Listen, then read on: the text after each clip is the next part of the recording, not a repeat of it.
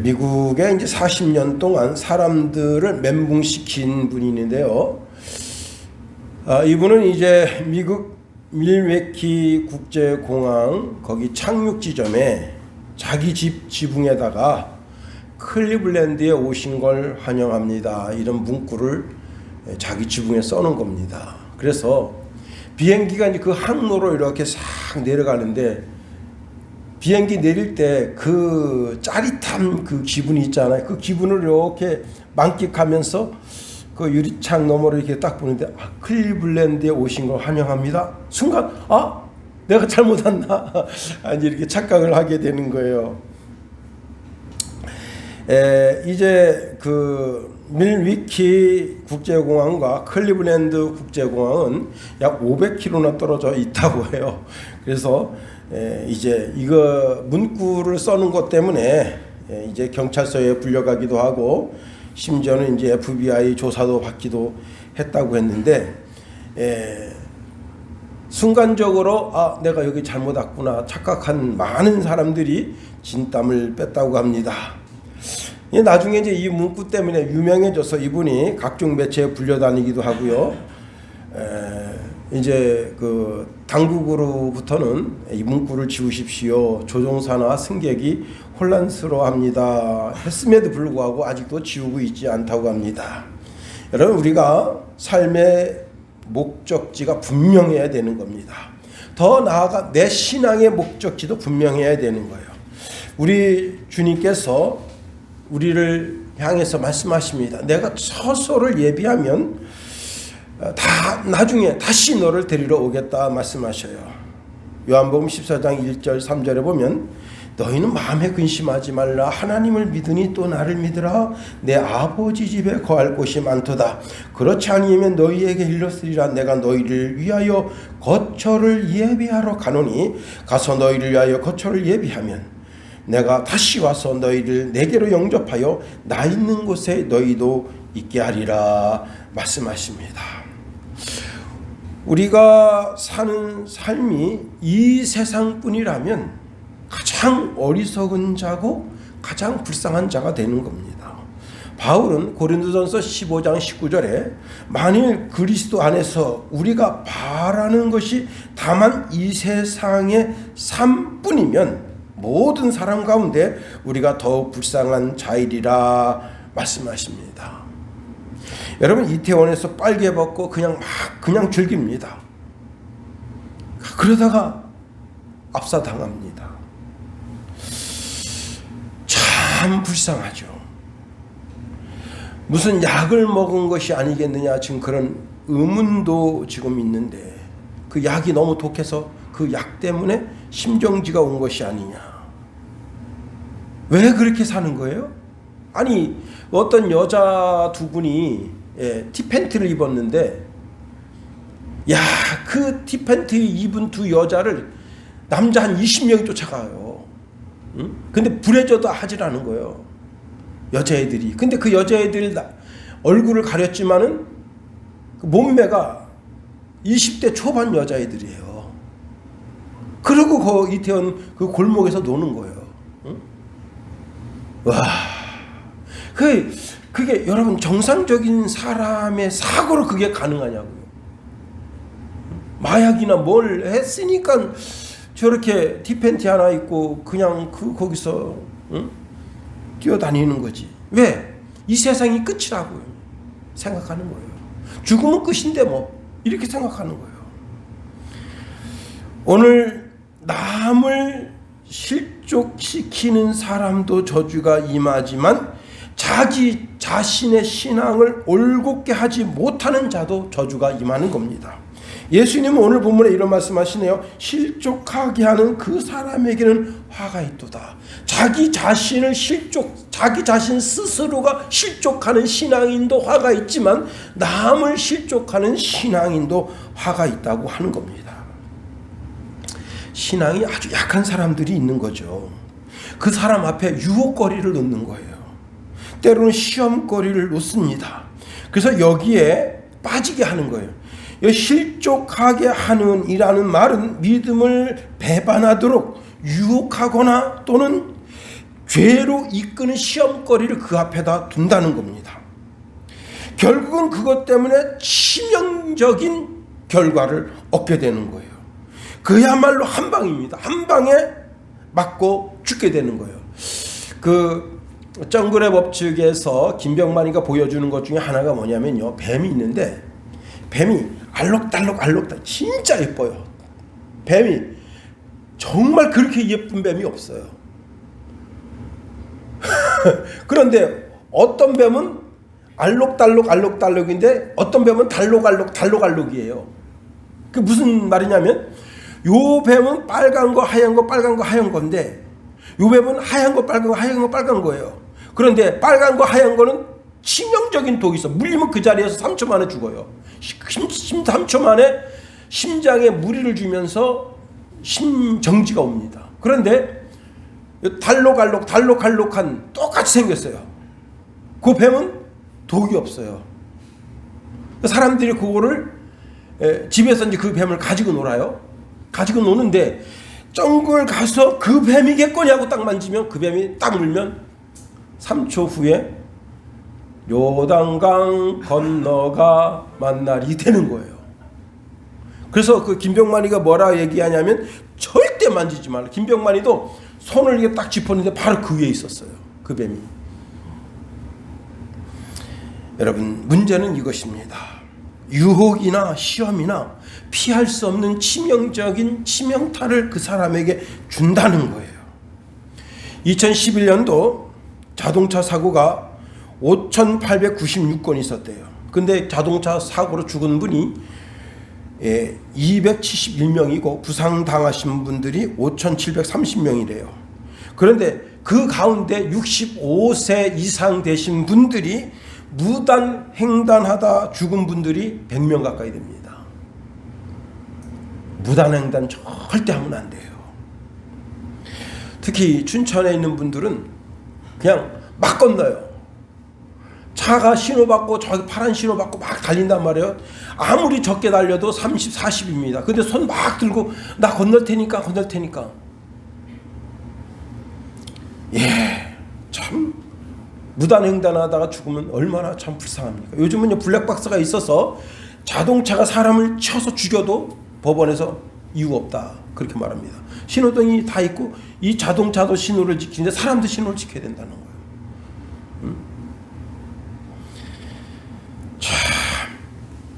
그런데 이런 경우가 있습니다. 횡단보도 거리가 너무 멀어요. 그럼 중간에 있는 분들이 유혹받기 쉬워요. 아이고, 사람 차 안 오는데 건너갈까? 딱 건너다가 이쪽은 건너는데 이쪽은 차가 안 와서 건너는데 이쪽 반대쪽은 차가 올 수가 있어요. 네, 참 유혹받는 것이고 시험받는 것입니다. 예, 어쨌든지 간에 나 자신이 시험에 빠지거나 유혹에 빠져도 안 되고 다른 사람을 시험하거나 유혹에 빠뜨려서도 안 되는 겁니다.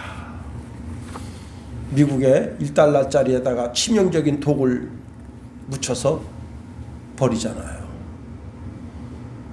젊은 애기 14살 먹는 애기가 그 딱 만졌는데 그거 만지고 실명이 오고 그 치명적인 독이 간에 들어가서 간을 망가뜨렸잖아요. 그런 사람은 자기 자신에게도 저주가 되는 거예요.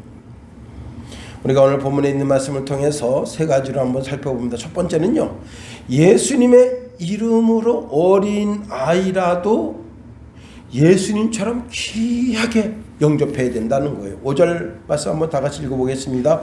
5절 시작. 또 누구든지 내 이름으로 이런 어린아이 하나를 영접하면 곧 나를 영접함이니. 예, 어린아이는 갓 태어난 0세에서 7세까지 아이를 말합니다. 자, 오늘날로 말하면 이제 어린이집이나 유치원 다니는 애기니까 쉽게 무시당하는 거죠. 그죠?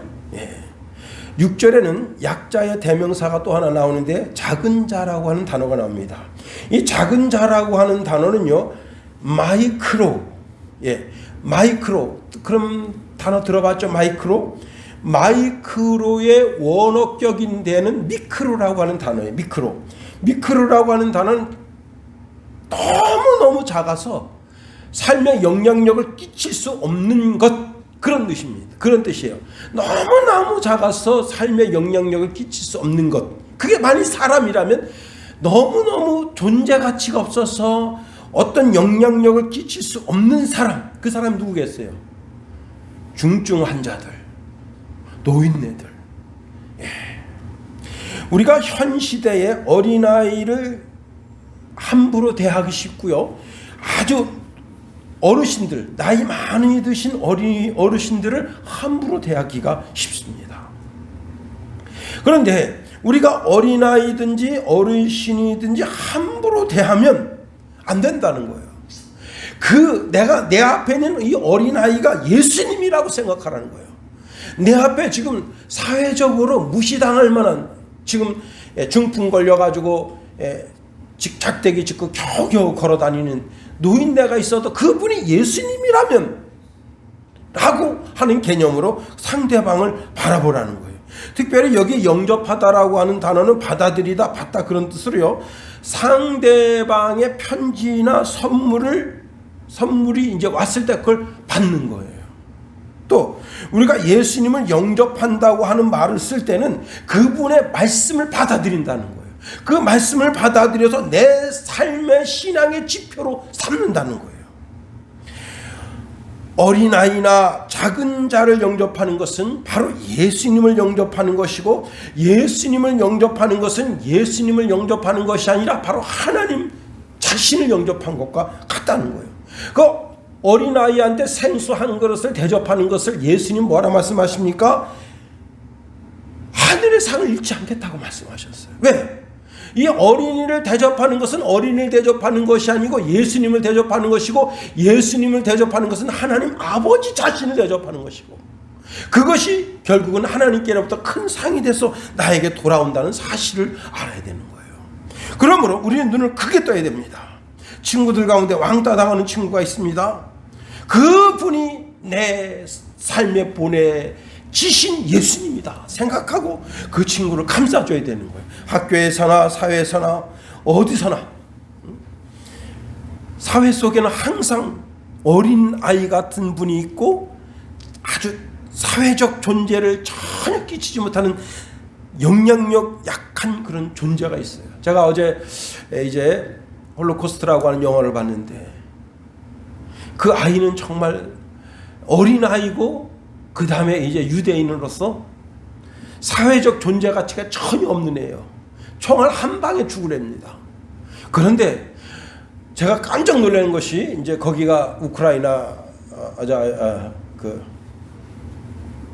이름 잊어버렸네. 폴란드인데 깜짝 놀란 것은, 그가 어디를 가든지 어느 농가에 가서 저 좀 먹여주시면 안 돼요? 이유 불문하고 받아들여줘요. 깜짝 놀랐습니다. 다 기독교 가정이에요. 저 일 좀 시켜주시면 안 돼요? 와라, 일해라. 소똥 치우는 일, 그 다음에 말을 돌보는 일. 그 아이가 그 수준에서 할 만한 일을 주고 그리고 먹여줍니다. 결국은 살아남아서 자기 이제 동네 아주머니를 만납니다. 참 눈물 없이는 못 보는 영화예요. 근데 제가 거기서 그 사회 속에서 얘가 유대인인 게 딱 그래요. 네 얼굴에는 유대인이라고 써있다는 거예요. 그런데 그 아이를 받아줍니다. 묻지 않고. 나중에 유대인인 게 밝혀지면 얘야 빨리 도망가라. 지금 이 독일군이 어디까지 왔는데 어디까지 가택수색을 하고 있다. 그걸 알려주면서 걔를 또 보호해줍니다. 여러분, 이렇게 사회적으로 어린아이와 같고 정말 작은 자를 돌보는 자에게 어떤 복이 임하느냐. 시편 41편 1절에 이런 말씀을 줍니다. 빈약한 자를 권고하는 자가 복이 있으며 재앙의 날에 여호와께서 저를 건지시리로다. 여호와께서 저를 보호하사 살게 하시리니 저가 세상에서 복을 받을 것이라. 주여, 저를 그 원수의 뜻에 맡기지 마옵소서. 여호와께서 쇠약한 병상에서 저를 붙드시고 저의 병중 그 자리를 다 고쳐 펴시나이다 라고 말씀하고 있습니다. 여러분, 우리가 장수하는 것은 부모를 잘 공경하면 되는 거예요. 왜냐하면 그 약속이 있는 계명이니까. 그런데 내가 건강하게 사는 것은 이웃을 잘 돌보는 거예요. 내 주위에 연약한 이웃을 잘 돌보세요. 우리 김성찬이 친구가 지금 그냥 죽겠다고 그냥 그래가지고 우리 성찬이를 아주 굉장히 곤란하게, 그런데 우리 성찬이가 또 잘 멘토를 해줍니다. 살게 해줍니다. 내년 뭐 3월달인가 전역한다는데 얼마나 다행이에요. 응? 그분은 그런 데서 쓰임 받을 분이 아니에요. 제가 볼 땐 그분은 반드시 이 나라에 큰 역사를 이룰 분입니다. 그 정도 머리 가지고 군인으로 썩을 사람이 아니에요. 학자로서나 또는 자기 분야에 아주 그냥 정말 탁월하고 위대한 일을 할 수 있는 사람이에요. 그걸 못 찾아서 그런 거예요. 그 좋은 목사님 만나가지고 김용호 목사님 만나면 내가 비전을 탁 찾아주는데, 그 좋은 목사님 못 만나니까 애 똑똑한 걸 그걸 멍청한 애를 만든 거예요. 서울대도 갈 수 있고 아니면 하버드대도 갈 수 있는 애를 갖다가 멋지게 인생 펼 수 있는데, 근데 우리 김성찬이에게는 그 친구가 작은 자입니다. 그를 잘 예수님처럼 대우해주고 잘 인도해주고, 나중에 우리 김성찬이가 대통령 되면 거기 내무부 장관 할지 누가 알겠어요. 똑똑한 분들이 필요한 거예요. 록펠러는요, 나이 53세의 의사가 이제 1년도 못 살고 죽습니다. 그런 진단을 내립니다. 미치는 거죠. 나이 53세에 이제 관에 들어갈 생각하니까. 그래서 정말 자기가 가지고 있는 병 때문에 괴로워하면서 이제 병원에 그 휠체어 끌고 다니는데 병원비를 못 내가지고 쩔쩔매는 한 어머니의 그 딱한 사정을 보게 됩니다. 그래서 이 록펠러가 이제 의사를 불렀습니다. 내가 병원비 다 해주겠소. 그러니 그 아이를 내쫓지 말고 그 아이를 수술을 해주시오.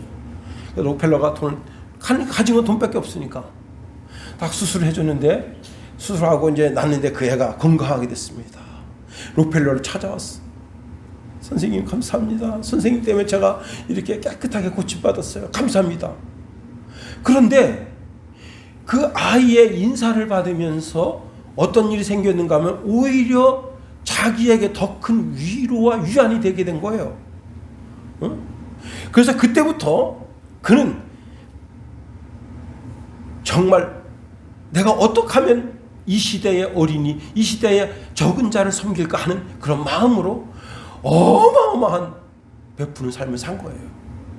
그래서 여러분, 그가 44년 99세까지 더 사는 거예요.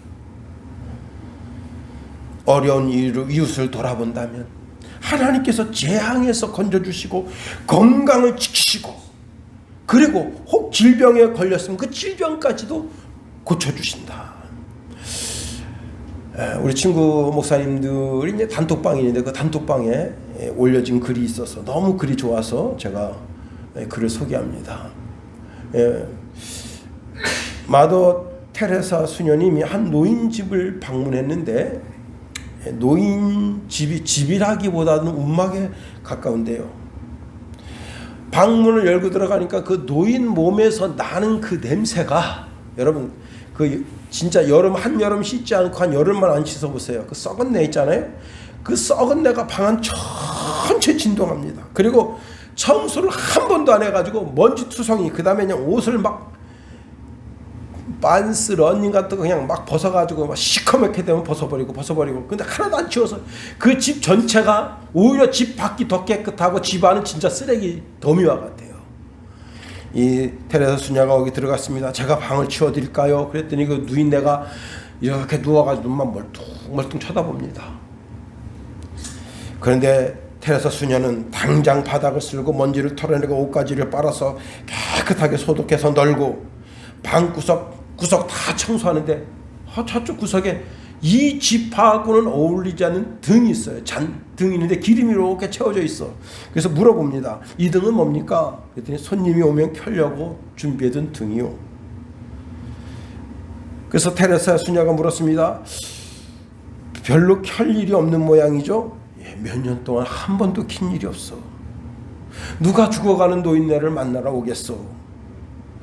그러니까 가족도 이 노인네를 찾으러 오는 사람 없는 그런 쓸쓸한 노인네입니다.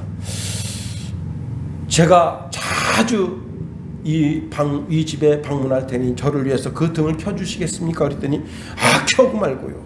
오기만 한다면 내가 등을 켜드리겠어. 그래서 그때부터 테레사 수녀가 그 집 문턱을 디디기 시작합니다.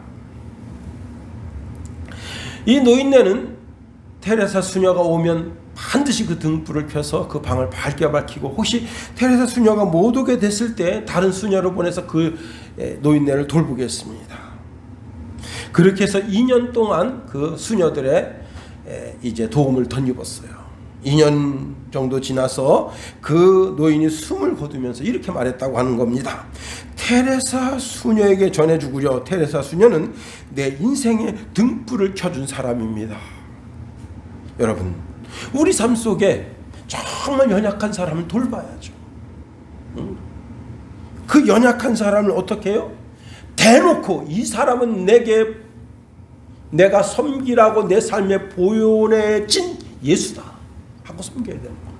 그런데 이 아이를 섬기든지 어른을 섬기든지 섬기는 것은 예수님을 이 아이를 섬기고 이 노인네를 섬기는 것이 아니라 예수님을 섬기는 것이 아니라 하나님 아버지를 섬기는 예배라는 거예요. 그게 우리는 착각해요. 어떤 착각합니까? 교회 와서 멋지게 찬양 올려드리고 멋지게 헌금하고 멋지게 말씀 듣고 그리고 한 주간 살아가는 것이 진정한 성도의 삶이라고 착각합니다. 근데 그것은 진정한 성도의 삶이 아니에요. 우리 삶 속에서 만나는 사람들을 따뜻한 사랑으로 섬겨주는 것, 그것이 진정한 그리스도인의 섬김의 삶이고 그것이 예배다. 예배가 뭐예요? 예배는 최고 좋은 거, 최고 가치가 비싼 거예요. 지금은 뭐 예배에 대해서 말씀드릴 시간은 아니지만 여러분, 예배는 최고 비싼 거, 최고 가치 있는 거예요. 여러분이 삶 속에서 어린아이 또 노인네를 섬기는 그것이 바로 최고 가치 있는 것, 최고 비싼 거예요. 여러분, 세상의 모든 사람들은요 권력자가 되려고 합니다. 왜? 많은 사람들에게 짓밟아서 섬김을 받으려고. 많은 사람들이 사장이 되려고 합니다. 제가 조금 전에 이제 식당에서 쇼트 영상을 봤는데 한 회사에 누가 있는가 하면 이제 청소하는 아저씨들, 아주머니를 관리하는 관리자가 있습니다. 이제 과장이에요, 과장. 30대 초반쯤 된 사람인데 이 아줌마가 이렇게 앉아가지고 막 바닥에 이제 껌딱지 닦고 있는데 막 뒤에다 대고 한마디 합니다. 이렇게 굶떠가지고 이 회사 생활 하겠어? 막 갑질을 해댑니다. 그런데 그날 그 회사 사장이, 젊은 사장이 이제 들어오는 날이에요. 새로 사장이 교체돼가지고 이제 큰 회사인데, 큰 회사 거기서 이제 그 회장님이 자기 아들한테 이 회사를 떼어준 거예요. 그래서 젊은 사장이 거기 딱 오는데 이 젊은 사장이 그럽니다. 아유, 그렇게 갑질하지 마시오. 그분도 그분 나름대로 열심히 좀 일하고 있는데 왜 갑질하십니까? 그랬더니 아주머니하고 아저씨들을 관리하는 이 관리자가 이 사람이 사장인 줄 모르고 넌 새끼 뭔 새끼냐 하고 막 욕을 해댑니다. 그러니까 여자 비서가 딱 오더니 명함 딱 내면 이분이 이 회사 오늘부터 대표 사장님이십니다. 여러분, 사람들은요 자꾸 자기가 지위가 높아지고 학문이 높아지고 세상의 권력이 높아져서 많은 사람들의 섬김을 받아야 그것이 진짜 이 세상에 된 걸로 생각합니다. 그런데 예수님은 그렇게 말씀하지 않으셔요. 너희는 섬기는 자들 중에 있으래요. 그게 하늘나라에서 높아지는 거래요. 세상에는 자꾸 윤석열 대통령처럼 높은 꼭지점에서 전 나라를 다 그 지배하고 다스리고 그래야 되는 건 줄 착각하지만 예수님도 여러분 이렇게 말씀하십니다. 마태복음 25장 40절에 내가 진실로 너희에게 말한다. 너희가 여기 내 형제 중 지극히 작은 자 하나에게 한 것이 곧 나에게 한 것이다. 두 번째로 한 사람이라도 실족하는 것은 자기 자신을 스스로 저주하는 것과 같다는 거예요. 우리 6절 7절 다 같이 읽어볼까요? 6절 7절 시작. 누구든지 나를 믿는 이 작은 자 중 하나를 실족하게 하면 차라리 연자 맷돌이 그 목에 달려서 깊은 바다에 빠져지는 것이 나으니라. 실족하게 하는 일들이 있으므로 말미암아 세상에 화가 있도다. 실족하게 하는 일이 없을 수는 없으나 실족하게 하는 그 사람에게는 화가 있도다.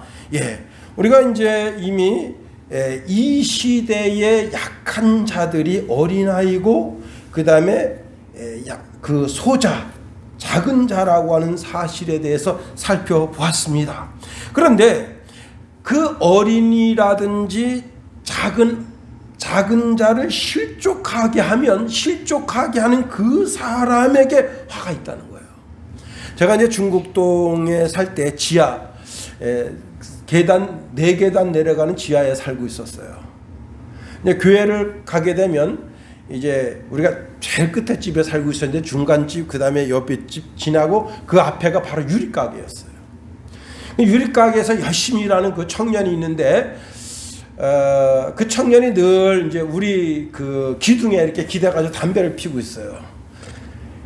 처음에는 인사만 했는데 이제 나중에는 그 친구가 내가 목사인 줄 알고 제가 나오면 먼저 인사합니다. 다 속옷이 담배 감추고 그 인사를 합니다. 하루는 이제 그분하고 대화가 시작됐어요. 선생님, 제가 여기 중국제일교회 담임 목사인데 신앙생활 하세요. 가까운 교회라도 나가세요. 그랬더니 대뜸 이분이 이렇게 말한 거야. 난 그 권사년 때문에 교회 안 갑니다. 죽어도 교회 안 갑니다.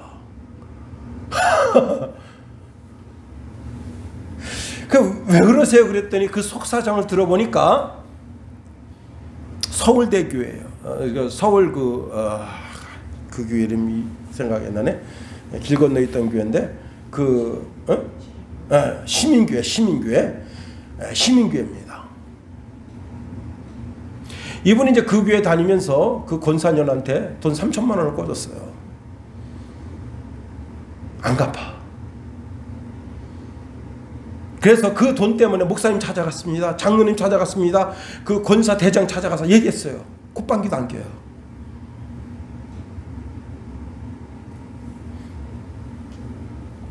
다들 나 몰라라 합니다.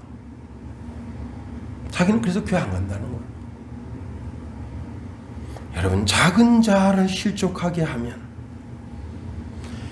자기는 교회 가서 뻔뻔하게 찬송하고 기도하고 권사내하고 목에 힘주고 다른 권사들을 다스리고 뭐 어쩐질 저쩐질 몰라도 잘 들으세요. 주님은 이렇게 말씀하십니다. 난 너를 모른다. 불법을 행한 이 악한 년아 내게서 떠나가라 말씀하신다.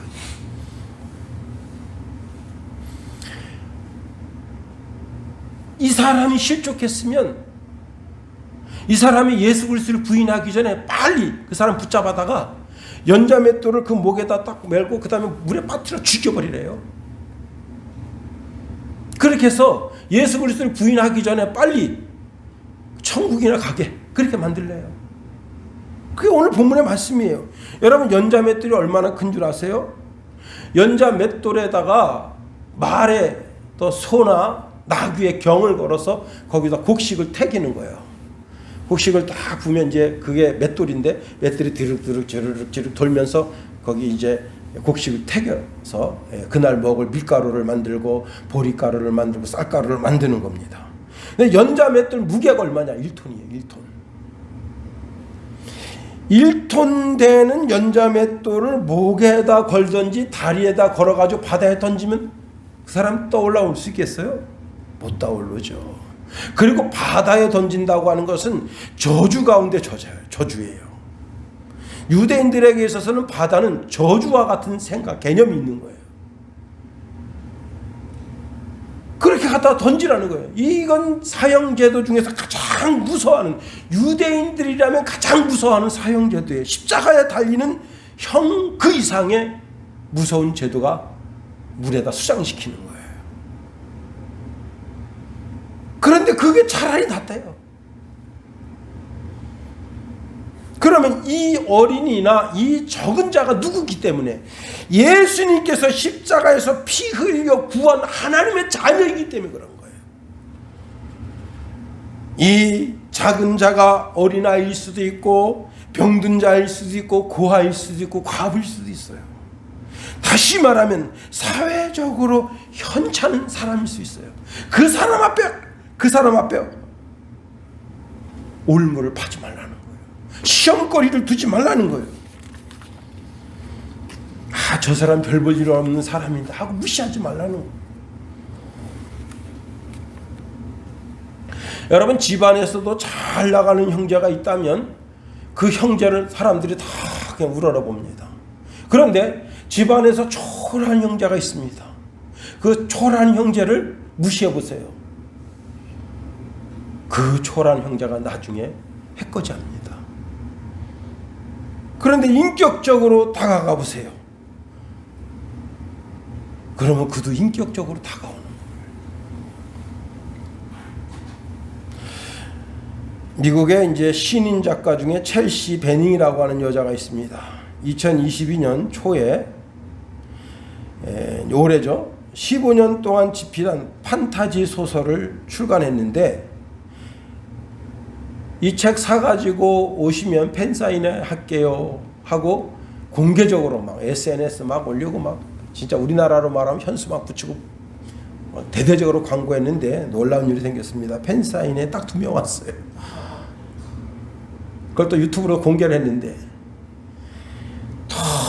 너무 실망해가지고 SNS에다가 내가 이렇게 소설을 출간하고 팬사인회를 했는데 겨우 2명 왔다고 다 때려치고 그냥 알바 자리나 구해야 되겠다고 이렇게 절망적으로 이제 SNS에다가 이제 올렸는데 놀라운 일이 생겼습니다. 미국의 기라성 같은 작가들이 거기다가 토를 다는 거예요. 무슨 얘기냐? 나도 시작은 그랬다 이거예요. 내가 지금은 그 영화사 거기에 최고 극작가인데 그때 당시엔 형편없는 사람이었다는 거예요. 아무도 내 이름을 알아주는 사람 없었다는 거예요. 나도 팬사인했는데 겨우 5명 왔었다 이게야. 그 현재 지금 그 당하는 그 고통을 괴로워하지 마라 이게. 그게 극작가가 나가는 길이라는 거예요. 응? 그래가지고 서로 막 미국 영국 영어권에 있는 사람들이 거기다 막 댓글을 달기 시작하는데 유명한 사람들이 댓글을 막 달아주면서 네 소설이 뭐냐 그랬으니까 내 소설이 뭐라고 해서 이름을 딱 붙이니까 사람들이 보고 싶다 그래가지고 베스트셀러 올해 베스트셀러가 됐대요. 응? 여러분, 그 극작가를 다 무시해서 와요. 에휴, 어떤 무명의 그 작가가 그저 글을 썼구나. 에휴, 측은지기심. 그래서 가만히 있었으면 아무 일 없었어. 그러나 비록 극작가가 작은 자고 어린 자지만 그를 돌보고 그에게 좋은 글을 주니 그가 정말 2022년도 미국을 울리는 그런 극작가가 된 거 아니에요. 세 번째로, 우리 신앙의 초점은 영생이라는 거예요. 영생. 다시 말하면 초점을 분명하게 알아야 해요. 8절 말씀, 9절 말씀을 다 같이 한번 읽어볼까요? 8절 9절 시작. 만일 내 손이나 내 발이 너로 범죄하게 하거든 찍어내버리라. 장애인이나 다리 저는 자로 영생에 들어가는 것이 2 손과 2 발을 가지고 영원한 불에 던져지는 것보다 나으니라. 만일 내 눈이 너로 범죄케 하거든 빼어버리라. 한 눈으로 영생에 들어가는 것이 두 눈을 가지고 지옥불에 던져지는 것보다 나으니라. 예, 사실 5절에서 7절까지는 남에게 죄를 짓도록 하면 안 된다고 하는 거지만, 오늘 8절과 9절은 너 자신에게 죄를 짓게 하면 안 된다는 거예요. 응? 자, 내가 다른 사람에게 엄한 잣대를 들이댈 수가 있어요. 그러나 자기 자신에게는 선한 후한 잣대를 들이댈 수가 있어요. 그렇게 하면 안 된다는 거예요. 차라리 자기 자신에게 엄한 잣대를 들이대고 다른 사람에게는 후한 잣대를 들이대라, 이게. 자기 자신 스스로는 하늘문을 닫으면서 다른 사람에게는 천국문을 여는 그런 어리석은 인생 되면 안 된다, 이게. 여러분, 우리는 다른 사람에게 늘 선함으로 대하고 자기 자신에게는 엄격한 잣대를 윤리적으로나 도덕적으로나 하나님의 말씀에 비추어서 조금 더 부끄러움 없는 삶이 되도록 자기 자신을 만들어가야 된다는 거예요. 그러기 위해서는 어떻게 해요? 발을 찍어내는 정도 같은 그런 정말 반성이 있어야 돼. 발을 잘라내는 것 같은 그런 반성이 있어야 된다는 거예요.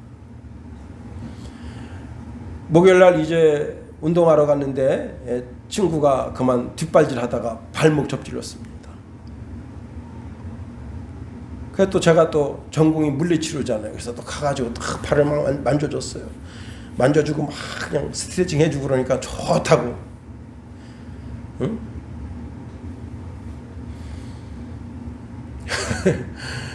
그 이제 일단 오늘 가서는 냉찜질하고 내일부터는 그러니까 토요일 날 이제 낮에쯤에는 이게 따뜻한 물에다 담궈서 근육을 이완을 시켜라. 제가 이제 그렇게 가르쳐 줬습니다.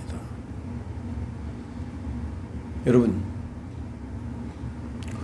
그 발목 조금 접질린 것 가지고도 못 걸어요. 불편해요.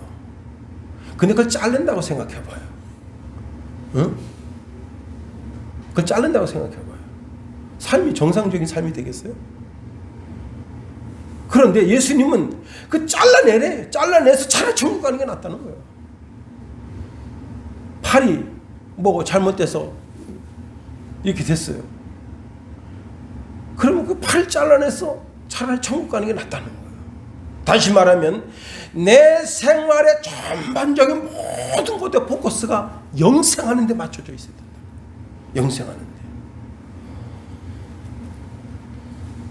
세월호 유병원, 여러분, 그놈의 세월호를 그냥 일본에서 가져온 그대로 그 배를 그냥 끌고 다녔으면 아무 문제 안 생기는데, 사람 더 태우려고 자꾸 증축하고 3층이던 거 4층으로 올리고, 그리고 이제 그 배를 감시하는 감시원들한테 그 감시원들 눈을 가리려고 뇌물 주고, 그래가지고 배에다가 그냥 철근을 잔뜩 때려 싣고 배를 잔뜩 실어요. 너무너무 많이 무게를 그냥 많이 나가게 때려 실으니까 그냥 넘어진 거 아니에요. 여러분, 그것 때문에 유병원만 몰락했습니까? 얼마나 많은 사람들이 참 고통 속에 있습니까? 지금도. 응? 여기 있는 김용호가 부끄러운 짓을 해보세요. 김용호 혼자만 부끄럽습니까? 아닙니다. 그 아내, 그 아들, 그 집안, 그 가문, 그 교회, 그가 다닌 학교, 그가 다닌 직장, 그가 관계된 모든 사람들이 다 괴로워하는 거예요. 어떤 사람이 술에 취해서 인사불성이 돼가지고 못할 짓을 합니다. 그러면 이 사람아 그러지 마 하고 조언을 하고 그 사람이 반듯하게 서도록 권면을 해야지. 그냥 내버려두면 되겠어요? 어떤 사람이 예배 시간에 스마트폰으로 계속 가지고 장난치지 않는, 이 사람아 그러지 마. 예배 시간에 경건하게 하나님 말씀에 집중해야지. 어떤 사람이 야 오늘 있잖아, 야 나이트클럽에 가자. 야 이 사람아 그러지 마. 근데 오히려 그래 물 좋은데 어디 있어? 예, 여러분, 할로윈 데이는 30일인데 30날 야 거기야 이태원에 말이야 할로윈 축제를 미리 이틀이나 땡겨서 한다는데 갈까? 그게 처사단 나는 거예요. 나는 여러분 거기가 어디 가깝습니까? 온누리교회 가깝잖아요. 바로 거기거든. 걸어서도 갈 수 있어. 걸어서도 이태원. 나는 그 사고 났을 때 제발 기독교는 없었으면. 아니 학생 예배 잘 드리고 청년 예배 잘 드리고 걔네들 이제 보통 이제 2시 3시씩 모여가지고 그 온누리교회에서 저거 하잖아요. 찬양 집회 하잖아요. 성령 충만, 말씀 충만, 은혜 충만하고 그리고는 야 이태원 가자. 귀신 축제 가가지고 죽었으면 분명히 있을 거야. 분명히. 몰라서 그렇지. 누군가 야 그러지 마. 우리는 하나님 섬긴 사람이야. 그러지 마. 하고 누가 조언을 했어야죠. 여러분 나 자신도 지키고 내 친구도 지키고 신앙을 지켜 나가야 되는 거죠. 한 나라 왕이 나라를 다스리는데 한 대신이 부정을 저지른 게 드러났어요. 근데 그 대신은 왕이 아주 총애하는 대신이에요. 그래서 왕이 그 죄를 웬만하면 덮어주려고 하는데 그냥 다른 대신들이 벌떼같이 일어나가지고 왕이셔 이러시면 안 됩니다. 아무리 왕이 총애하는 대신이라도 유배를 보내셔서 그를 정죄를 해야죠. 그렇게 부정한 짓을 저질렀는데 왕께서 그를 감싸시면 안 됩니다. 그래서 왕이 할 수 없이 그를 부릅니다. 이보게 내가 자네를 총애하지만 대신들이 저렇게 반대하니 어떡하겠나. 그러니 잠깐 전라도에 가서 좀 유배 생활을 하다가 내가 좋은 시간 되면 자네를 부르겠네. 그러니까 이 대신도 자기가 왕의 총애를 던지고 있는 걸 알고 있어요. 그래서 전라도 가서 유배를 갔는데 왕이 나를 총애하는데 나를 이제 3년이면 불러올리겠지. 그리고는 거기서 뭘 하느냐. 유배 간 놈이 그 군수를 불러가지고 야 이놈아 정치 똑바로 해라 이놈 새끼야. 내가 비록 여기 유배 내려와 있지만 좀 있으면 왕 임금님께서 나를 불러올리실 거야. 내가 총애 받는다는 소문 들었지? 그래가지고 그냥 현감을 그때 아주 달달달달 볶고 거기서 그냥 맨날 주색 잡기를 합니다. 거기 그냥 관아에 있는 이쁜 처자들 불러다가 계속 술 처먹어가면서 못된 짓 하고 못된 짓도 못해. 이제 3년쯤 돼가지고 왕이 암영화사를 보냅니다. 야, 그 내가 총애하는 그 신하가 전라도 거기 유배가 있는데 어떻게 잘 지내고 있는가 한번 다녀와라. 그래서 이 암영화사가 이제 강원도로 해서 이제 충청도로 해서 저기 경상도로 해서 이제 전라도 딱 가서 그 유배당한 그 신하의 이야기를 들으니 신하가 맨날 주색잡기에 빠져 있어요.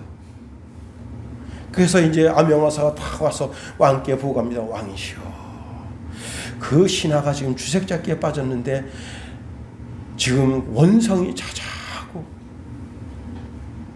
전라도 그 현감이 귀싸대기 얻어먹는 것은 기본이고 그 집에 끌려가서 말타기를 하는데 깁잡고 말타기를 의아이라 하면서 그렇게 괴롭힌다 합니다.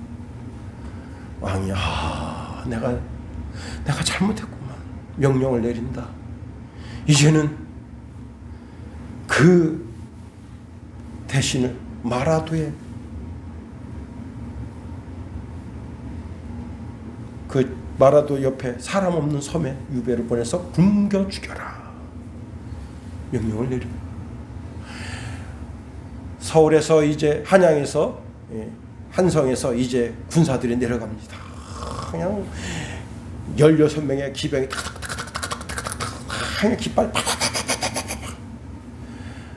3년쯤 됐으니 왕께서 나를 불러 올리시겠지.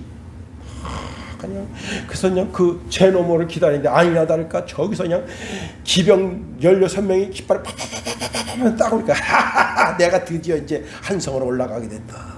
현감, 내가 올라가거든 자네를 꼭 불러 올려서 한성에서 한 자리 크게 하게 해줄게. 왕이 다 하고더니 그 무슨 도사죠?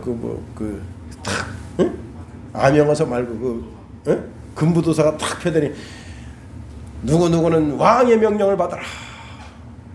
3년 동안 이 전라도 이 총구석에서 유배생활 잘하고 있으면 내가 너를 불러올려서 귀하게 쓰려고 했으나 들리는 작금에 너가 여기서 주색잡기에 빠지고 현감을 괴롭히고 그 원성이 자자하니 탐나고 어디고 옆에 이름도 없는 섬에 가서 굶어 죽으라고 명령 내렸다. 그걸 배 실어 가지고 갔다가 처박은 거예요. 또 한 대신이 이제 똑같이 여러 대신의 모함을 받아서 똑같은 자리에 딱 왔습니다.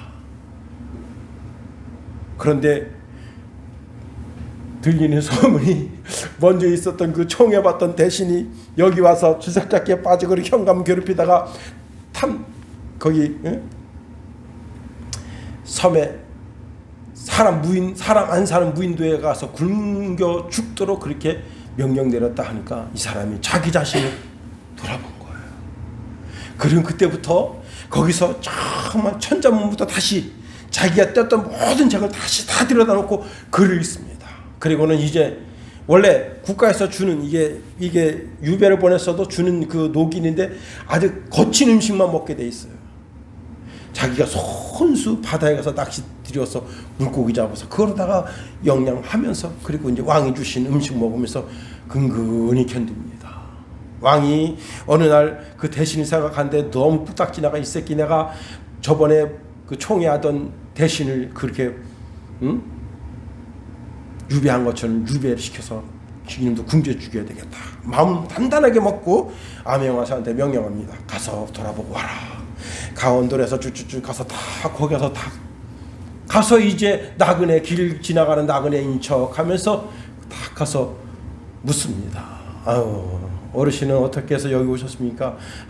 내가 왕의 총애만 믿고 그냥 그렇게 못된 짓을 해서 내가 여기 유배 내려왔는데 여기서 내가 참 깨달은 게 참 많네.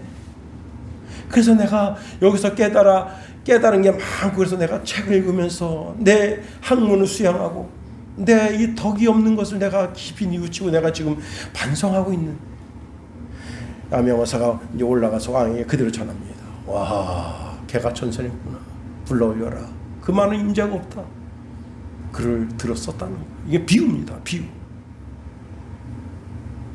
전라도가 어디냐? 지구예요. 지구.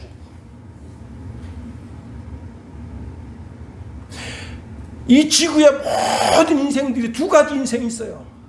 개살아 즐겨라 마셔라 부어라. 그렇게 인생 살아요. 그러면 왕이 최종적으로 야 사람 없는 데 가서 갖다 굶겨 죽여라 명령 내립니다. 그런데 이 지구에서 하나님 말씀 깨닫고 내가 잘못 살았구나. 내가 너무너무 잘못했구나. 자기 자신의 반성과 자기 자신의 그 오류를 잘못을 뉘우치고 성결한 삶을 살면 그를 다시 하나님의 나라에 데리고 들어가신다. 그렇습니다. 여러분 우리 신앙에는 오류가 없도록 해야 되는 거예요.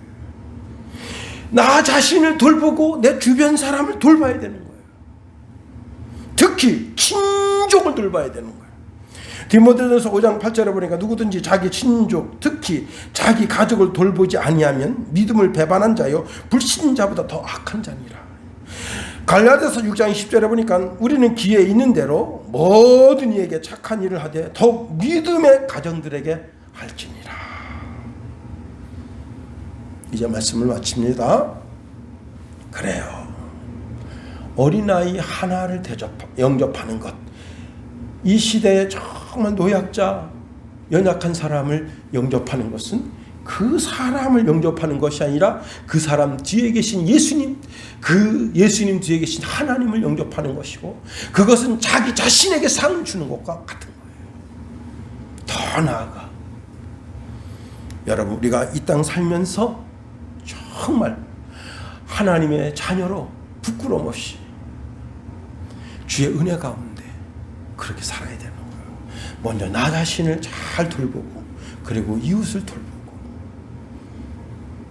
그리고 나라를 돌보고 세계를 돌보는 그런 이 시대에 하나님의 마음으로 쓰임 받을 때 주님이 착하고 충성된 종아 내가 참 잘하였구나 칭찬과 축복을 주시는 겁니다. 기도하겠어요. 하나님, 우리를 붙드시며 인도하소서. 우리가 이 시대에 하나님의 마음, 하나님의 양심으로 쓰임받게 하소서. 하나님의 손으로 쓰임받게 하소서. 하나님의 발로, 하나님의 입술로, 하나님의 눈으로, 하나님의 귀로 쓰임받게 하소서. 어린아이와 정말 작은 자를 돌보게 하시고 그들을 영접하게 하시며 그들을 섬기게 하시고 더 나아가 나 자신을 잘 살펴서 죄악에 빠지지 않고 의롭고 정결하고 성결한 삶을 살아 드릴 수 있는 우리가 다 될 수 있도록 도우소서. 예수님 이름으로 감사하며 기도하옵나이다. 아멘.